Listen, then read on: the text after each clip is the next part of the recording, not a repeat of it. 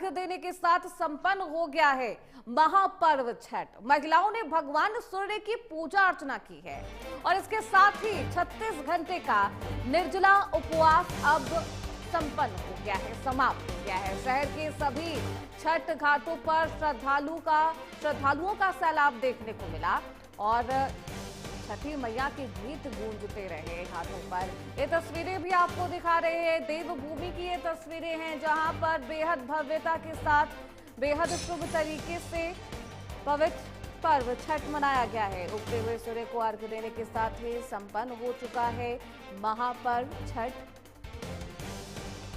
और ये छठ की तस्वीरें हैं, ये चौथा दिन जब जो व्रती महिलाएं हैं पारण करती है। शहर के सभी छठ घाटों पर श्रद्धालुओं का सैलाब भी देखने को मिला। दूध और गंगा जल का अर्घ्य देते हैं। तो तस्वीरें आपकी टीवी स्क्रीन पर लालिमा लिए भास्कर की किरणें जब महिलाओं पर और घाटों पर आती है तो महिलाएं अर्घ्य देती है। ये तस्वीरें आपकी टीवी स्क्रीन पर देहरादून की तस्वीरें हैं, घाटों की ये तस्वीरें हैं जहां पर श्रद्धालु मौजूद है। खबरों बढ़ते आगे। पूरे उत्तराखंड में लोक आस्था का महापर्व छठ पूजा उत्साह और श्रद्धा के साथ मनाया गया। प्रदेश के मुख्य सचिव आनंद बर्धन ने भी अपने परिवार के साथ प्रेमनगर स्थित टूंस नदी के घाट पर पहले कल डूबते हुए और आज उगते हुए सूर्य को अर्घ्य दिया है। इस अवसर पर उन्होंने छठ माता से प्रदेश की सुख समृद्धि और खुशहाली की कामना की है।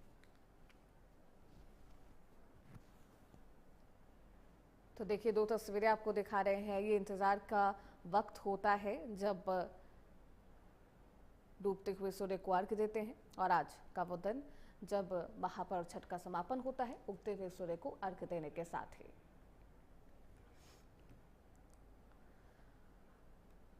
तो वहीं देहरादून में यूकेएसएसएससी पेपर लीक मामले की सीबीआई जांच शुरू हो गई है। एसआईटी से सीबीआई टीम ने पूरी केस डायरी ली है। सीबीआई ने शुरू की है यूकेएसएसएससी पेपर लीक की जांच। यूकेएसएसएससी पेपर लीक केस की जांच अब सीबीआई के हाथों में है और सीबीआई ने इस मामले में मुकदमा दर्ज कर नए सिरे से जांच शुरू कर दी है। जानकारी के मुताबिक सीबीआई की देहरादून डिवीजन अब इस पूरे मामले की जांच करेगी। एजेंसी ने एसआईटी की जो मंत्री पुष्कर सिंह धामी उनके बीच पहुंचते हैं, उनसे बातचीत करते हैं। उसके बाद वो लगातार सीबीआई जांच की मांग कर रहे थे। अब सीबीआई जांच की शुरुआत हो गई है। युवाओं ने लगातार सीबीआई जांच की मांग की है और इसके लिए खूब प्रदर्शन भी किया है। मुख्यमंत्री पुष्कर सिंह धामी छात्रों की मांग को स्वीकार करते हुए अब मामले की जांच सीबीआई को सौंपने की मंजूरी भी दे दी है। इससे अब उम्मीद ये की जा रही है कि सीबीआई इस पूरे घोटाले की परतें जो है वो खोलते हुए दोषियों को सख्त सजा तक पहुंचा देगी। और वो तस्वीरें भी सभी को याद है जब युवा लगातार हल्ला बोल कर रहे थे, आक्रोशित थे इस पूरे पेपर लीक मामले को लेकर। और दूसरी तरफ विपक्ष इस पूरे मामले पर सियासत भी कर रहा था। बार बार ये कहा जा रहा था विपक्ष की तरफ से कि नकल विरोधी कानून बनाने के बावजूद भी पेपर लीक का जो मामला है वो धामी सरकार सुलझा नहीं पाई है, उसे खत्म नहीं कर पाई है। और अब इस पूरे मामले पर खुद मुख्यमंत्री पुष्कर सिंह धामी ने सख्त एक्शन लिया है। सीबीआई की जो जांच है वो शुरू हो गई है। एसआईटी की टीम ने जो कुछ भी रिपोर्ट तैयार किया था, सीबीआई ने उस रिपोर्ट को अपने कब्जे में ले लिया है और अब एक नए सिरे से इस पूरे मामले पर जो जांच है वो की जा रही है। तो यूकेएसएसएससी पेपर लीक का ये पूरा मामला है और इस पूरे मामले पर लगातार प्रदर्शन किया है, युवाओं ने हल्ला बोल किया है। वो तस्वीरें लगातार जो सामने आ रही थी, मुख्यमंत्री पुष्कर सिंह धामी खुद युवाओं के बीच पहुंचते हैं और सबसे पहले एसआईटी की जांच की जा रही थी। हालांकि उसके विरोध में ही युवा प्रदर्शन कर रहे थे और उनकी मांग थी कि सीबीआई की जांच हो। देखिए, अब सीबीआई की जांच फिर से शुरू हो गई है और सीबीआई अब नए सिरे से इस पूरे मामले पर जांच करेगा और इस पूरे घोटाले में कौन कौन शामिल थे, किन किन अधिकारियों का हाथ था, ये तमाम जो परतें हैं वो खोली जाएगी।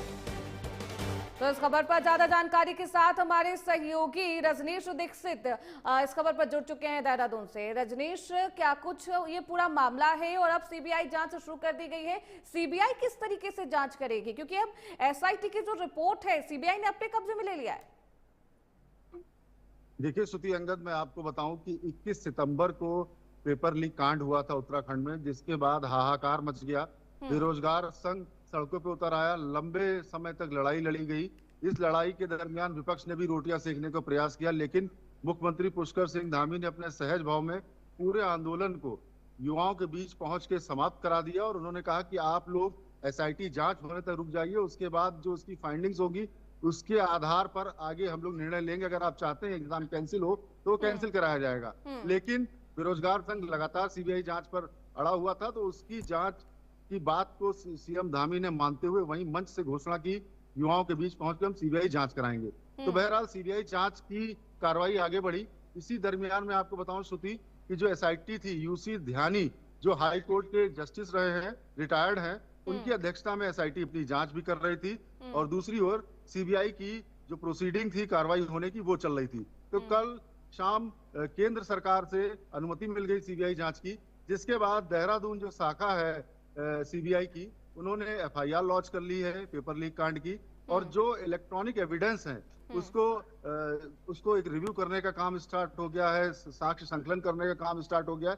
कल आपको बताऊं, कल हरिद्वार के अंदर जो एसआईटी है पेपर लीक कांड को लेकर जन सुनवाई कर रही थी, जिसमें तमाम युवा पहुंचे थे, अपना अपना उन्होंने पक्ष रखा था। और इसमें जो परीक्षा से जुड़े हुए तमाम अधिकारी हैं, जो परीक्षा केंद्र से, जहां से पहली बार हरिद्वार का जो वो पेपर लीक हुआ था, जो सोशल मीडिया पर वायरल हुआ, जिससे पूरा एक कांड बन गया पेपर लीक कांड, तो उन सारे मामलों पर कल एसआईटी ने जांच भी की थी। और जन सुनवाई के दरमियान लोगों की बात थी, जिसमें के इंचार्ज हैं रिटायर्ड जस्टिस यूसी ध्यानी। कल की कार्रवाई उनकी ये थी। देर शाम जब केंद्र से अनुमति मिल गई सीबीआई जांच की, बात तो उस रिपोर्ट पर होगी ना, क्योंकि देखिए एसआईटी की रिपोर्ट के बारे में खुद मुख्यमंत्री पुष्कर सिंह धामी कहते हैं कि जब एसआईटी की रिपोर्ट होगी, अगर उसके बावजूद भी युवा संतुष्ट नहीं होंगे तो तब सीबीआई जांच कराई जाएगी। अब जो एसआईटी की रिपोर्ट है वो खुद सीबीआई ने अपने हाथ में ले ली है। इस रिपोर्ट में क्या कुछ खुलासा हुआ है रजनीश, पहले आप ये बताइए। देखिए मैं आपको बताऊं, जो एसआईटी की रिपोर्ट है उसको सार्वजनिक नहीं किया गया है श्रुति। एसआईटी ने प्राइमा फेसाई सारे एंगल्स पे काम किया है, और जो लोग इससे जुड़े हुए हैं, चाहे वो परीक्षा कराने वाले लोग हों, परीक्षा देने वाले लोग हों, या जो परीक्षा पे सवालिया निशान लगाने वाले लोग हों, एसआईटी ने सबको विंडो दी है, सबके साथ बातचीत की है, सबको एक प्रॉपर तरीके से समय देकर ये कहा है कि जिसके पास जो भी साक्ष्य है इस परीक्षा से जुड़ा हुआ, जो भी इलेक्ट्रॉनिक एविडेंस है वो दिए जाए। वो सारे एविडेंस एसआईटी ने सीबीआई को सौंप दिए हैं। उसके बाद अब सीबीआई की जांच आगे बढ़ेगी। इसके अंदर जो इलेक्ट्रॉनिक एविडेंस हैं, जो सोशल मीडिया जहां से वायरल हुआ ये क्वेश्चन पेपर पूरा 21 सितंबर वाले दिन, तो वो सारे सिरे हैं जिनको सीबीआई अब जोड़ेगी। और इसके अंदर जितने नाम आएंगे, चाहे वो परीक्षा कराने वाले लोग हो या नकल माफिया हो, क्योंकि मुख्यमंत्री पुष्कर सिंह धामी ने स्पष्ट कहा है कि उत्तराखंड ऐसा राज्य है जहां पर नकल अध्यादेश सबसे पहले सख्त लागू किया गया। उसके बावजूद भी अगर इस तरीके की जो बिल्कुल अभी एसआईटी की रिपोर्ट है उसका खुलासा नहीं हुआ है रजनीश, और क्योंकि अब सीबीआई की जांच शुरू हो गई है, आगे क्या कुछ इसमें खुलासा होता है देखना बेहद दिलचस्प रहेगा। बहुत शुक्रिया रजनीश आपका इन तमाम जानकारियों के लिए। खबरों बढ़ते आगे। देहरादून में उत्तराखंड राज्य स्थापना दिवस पर विशेष सत्र, प्रदेश में 11 दिन रजत जयंती मनाया जाएगा और इसके लिए जश्न का आयोजन भी होना है। राष्ट्रपति विधानसभा सत्र को संबोधित करेंगे, विधायकों को संबोधित करेंगे। राष्ट्रपति द्रौपदी मुर्मू, प्रदेश में 11 दिन रजत जयंती कार्यक्रम होना है और यहाँ पर मुख्य अतिथि के तौर पर राष्ट्रपति द्रौपदी मुर्मू पहुंचेंगी। विधानसभा के विशेष सत्र को वो संबोधित करते हुए दिखाई देंगे। तो उत्तराखंड राज्य स्थापना दिवस पर ये विशेष सत्र का आयोजन किया गया है। हालांकि इस विशेष सत्र को लेकर भी विपक्ष निशाना साध रहा है। तमाम तरीके की मांगे हैं जो विपक्ष लगातार कर रहा है, लेकिन इसके दौरान जो खास कार्यक्रम होने वाले हैं वो आपको बता देते हैं। देखिए, विशेष सत्र में विधायकों को राष्ट्रपति द्रौपदी मुर्मू संबोधित करेंगे। उनका आगमन होना है देवभूमि में और ऐसे में तमाम जो तैयारियां हैं वो की गई है। प्रदेश में 11 दिन मनेगा रजत जयंती का ये जश्न और ऐसे में भव्य तैयारियां की जा रही है। तो खबरों बढ़ते हैं आगे। 2 नवंबर को हरिद्वार में राष्ट्रपति द्रौपदी मुर्मू का दौरा होना है। पतंजलि विश्वविद्यालय के दीक्षांत समारोह में शिरकत करेंगी द्रौपदी मुर्मू। विश्वविद्यालय परिसर में आयोजित होने वाला है ये कार्यक्रम, जिसमें वो भाग लेंगी। राष्ट्रपति के दौरे को लेकर पुलिस प्रशासन हाई अलर्ट पर है। व्यवस्थाओं को लेकर प्रशासन की तैयारियां तेज हो गई है। सुरक्षा, ट्रैफिक और प्रोटोकॉल की तैयारियों की समीक्षा की जा रही है। तो देखिए, तस्वीरें भी आपको दिखा रहे हैं किस तरीके से महामहिम राष्ट्रपति के आने से पहले तमाम जो प्रशासनिक अमला है वो हाई अलर्ट पर है। जो व्यवस्थाएं हैं उसका जायजा लेने के लिए खुद यहाँ पर अधिकारी, जो वरिष्ठ अधिकारी है वो मौजूद है। लोगों से बातचीत की जा रही है। जो अधिकारी हैं उन्हें तमाम दिशा निर्देश दिए गए। तो पतंजलि विश्वविद्यालय के दीक्षांत समारोह में राष्ट्रपति द्रौपदी मुर्मू शामिल होने के लिए हरिद्वार पहुंचने वाली है। राष्ट्रपति द्रौपदी मुर्मू का हरिद्वार दौरा होना है और ऐसे में प्रशासन की तरफ से तमाम तैयारियां की गई है। व्यवस्थाओं को लेकर प्रशासन की तैयारियां तेज है। खबरों बढ़ते आगे। देहरादून में बीजेपी हर विधानसभा क्षेत्र में करेगी पदयात्रा। 31 अक्टूबर से सभी विधानसभा क्षेत्रों में पदयात्रा का आयोजन होगा। सांसद, विधायक और पार्टी पदाधिकारी इस दौरान मौजूद रहेंगे। बूथ स्तर तक कार्यकर्ताओं को सक्रिय करने का यह अभियान है। मिशन 2027 की तैयारियों को गति देना इसका मुख्य उद्देश्य बताया जा रहा है। नई टीमें ग्राउंड लेवल पर संगठन को मजबूत करेंगी। देखिए, मिशन 2027 को लेकर इस तरीके से तमाम तैयारियां भारतीय जनता पार्टी कर रही है। हालांकि 27 के विधानसभा चुनाव में अभी बहुत वक्त है, लेकिन उसके बावजूद बीजेपी हर विधानसभा क्षेत्र में पदयात्रा करेगी। 31 अक्टूबर से सभी विधानसभा क्षेत्रों में पदयात्रा की शुरुआत होनी है। सांसद, विधायक, पार्टी और पदाधिकारी इस दौरान मौजूद रहेंगे। बूथ स्तर तक कार्यकर्ताओं को सक्रिय करने का यह अभियान भी चलाया जा रहा है। मिशन 27 की तैयारियों को गति देना इसका मुख्य उद्देश्य माना जा रहा है। ग्राउंड लेवल पर संगठन और पार्टी को मजबूत करना है। हालांकि इस पद यात्रा से कितनी मजबूती मिल पाएगी पार्टी के अंदर खेमे में, ये देखना बेहद महत्वपूर्ण रहेगा। और 27 के विधानसभा चुनाव के लिए ये तमाम तैयारियां की जा रही है। सांसद, विधायक और पार्टी के अधिकारी यहाँ पर मौजूद रहेंगे। जो पदाधिकारी है जनता से संपर्क भी करेंगे, लोगों से खास बातचीत भी की जाएगी। खबरों बढ़ते हैं आगे। उत्तराखंड में मंत्रिमंडल विस्तार को लेकर अब तमाम जो अटकलें हैं वो लगाई जा रही है और ऐसे में ये कहा जा रहा है कि जल्दी मंत्रिमंडल का विस्तार हो जाएगा। बहुत जल्द नए मंत्रियों को शपथ भी दिलाई जाएगी। मंत्रिमंडल विस्तार को लेकर लगातार चर्चाएं हैं और लंबे समय से कयास लगाए जा रहे हैं, लेकिन अब ऐसा माना जा रहा है कि इन चर्चाओं पर जल्द विराम लग सकते हैं। दरअसल पिछले दिनों मुख्यमंत्री ने मंत्रिमंडल विस्तार के संकेत दे दिए थे। अब मुख्यमंत्री की बात को पुख्ता करते हुए बीजेपी प्रदेश अध्यक्ष ने भी कहा है कि बहुत जल्द तिथि घोषित हो सकती है। उत्तराखंड में नए मंत्रियों का शपथ ग्रहण हो सकता है। हालांकि केंद्रीय नेतृत्व को ये सब तय करना है, फिर भी ऐसा माना जा सकता है कि मुख्यमंत्री और प्रदेश संगठन ने अपना अंतिम फैसला केंद्र को सौंप दिया है। जैसे ही केंद्रीय नेतृत्व से हरी झंडी मिलेगी, उत्तराखंड सरकार में नए मंत्री भी शामिल हो जाएंगे।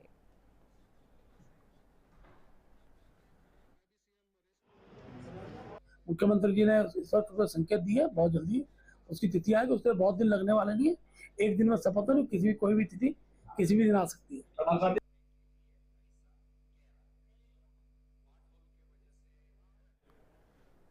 तो मंत्रिमंडल विस्तार को लेकर तमाम चर्चाएं चल रही थी और अब बीजेपी प्रदेश अध्यक्ष महेंद्र भट्ट ने भी इसको लेकर संकेत दिए हैं कि जल्दी हो सकता है और बहुत वक्त नहीं है।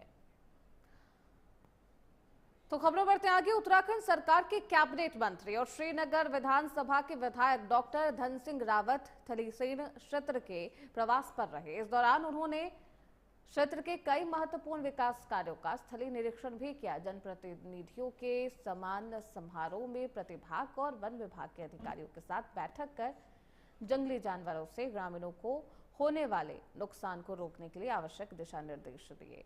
इस दौरान डॉक्टर धन सिंह रावत ने उप जिला चिकित्सालय थलीसेन के लिए चिन्हित भूमि का भी निरीक्षण किया है। वहीं राजकीय चिकित्सालय पहुंचकर भर्ती मरीजों का हालचाल भी जाना, उनसे बातचीत भी की है, अस्पताल की व्यवस्थाओं का जायजा लिया।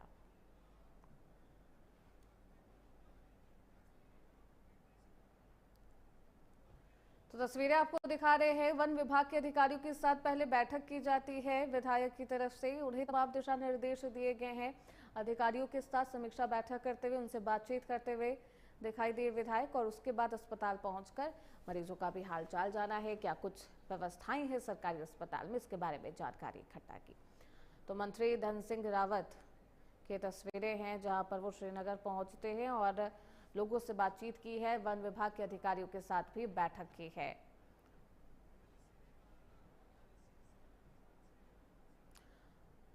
तो वहीं उत्तराखंड में इस बार दीपावली पर दीयों के साथ शराब की बिक्री ने भी एक नया रिकॉर्ड बनाया है। आबकारी विभाग के मुताबिक त्योहारों के 15 दिनों में प्रदेश भर में शराब की बिक्री 400 करोड़ रुपए तक को भी पार कर गई है, जो कि पिछले साल के मुकाबले करीब 25% ज्यादा है।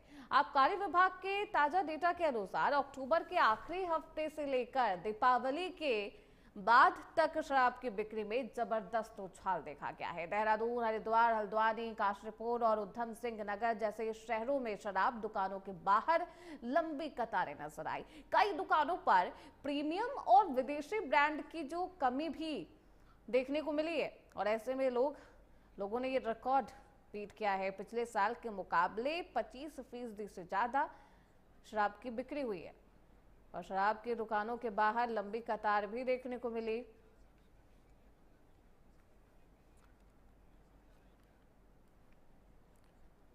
तो दिवाली के अवसर पर और 15 दिनों के अंदर अंदर इस तरीके से शराब की बिक्री में उछाल देखने को मिला है, और इसके बारे में खुद डेटा भी जारी किया गया।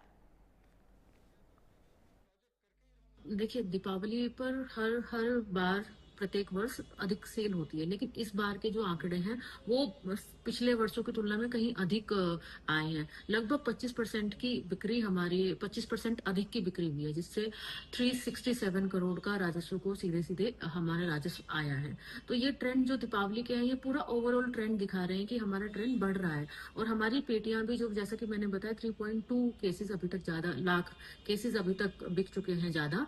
तो वो लगभग 10 लाख केस अगर ज्यादा बिकते हैं तो हम जो हमारा टारगेट है उसको पूरी तरह से अचीव कर पाएंगे।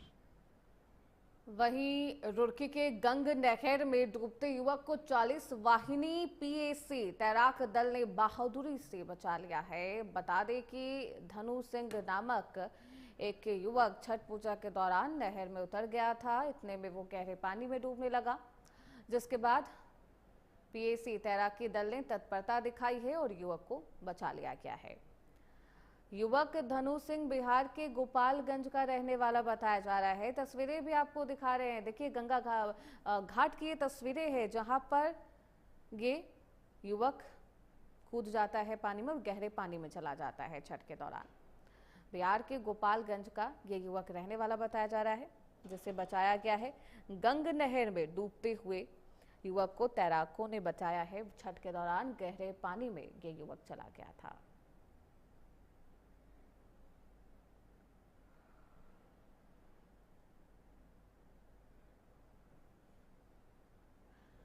तो वहीं दूसरी तरफ देहरादून के जिले के विकास नगर में अवैध प्लॉटिंग का खेल लगातार जारी है। यहां हरे भरे फलदार पेड़ों और बगीचों को साफ करने की कवायद लगातार जारी है।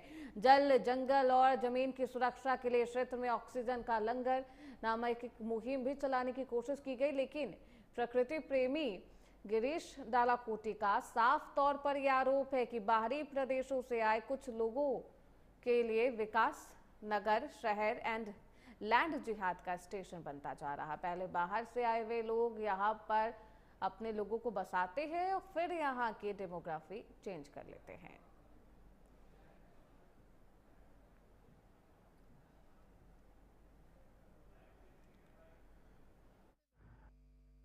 इसमें अभी सूचना मिली थी हमें, सेलर के पास जो बगीचा स्थित है उसमें अवैध उत्पादन की है सूचना।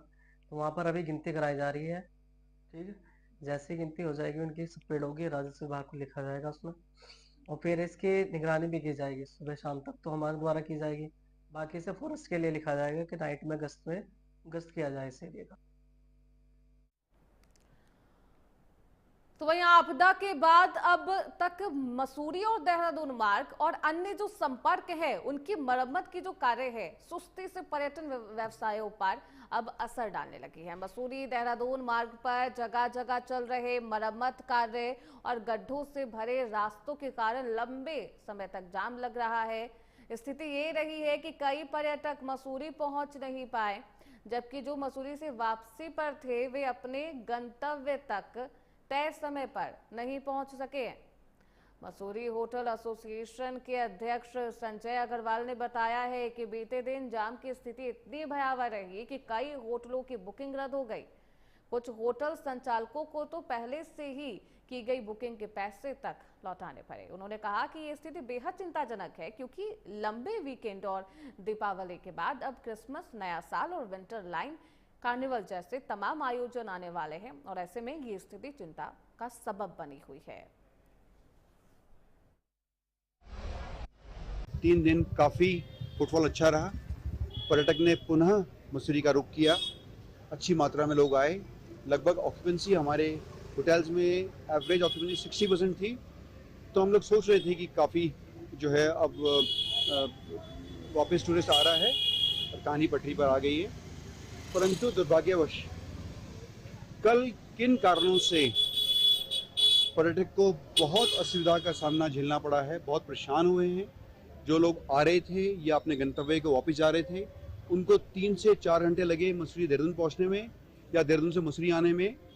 काफ़ी मात्रा में टूरिस्ट जिनकी कल बुकिंग्स थी उनको वापस जाना पड़ा, देहरादून में ठहरना पड़ा, उनकी बुकिंग कैंसिल हुई। हम होटलियर्स ने उन सभी के पैसे भी, ये अत्यंत तो फिलहाल इसी के साथ इस बुलेटिन में बस इतना ही। खबरों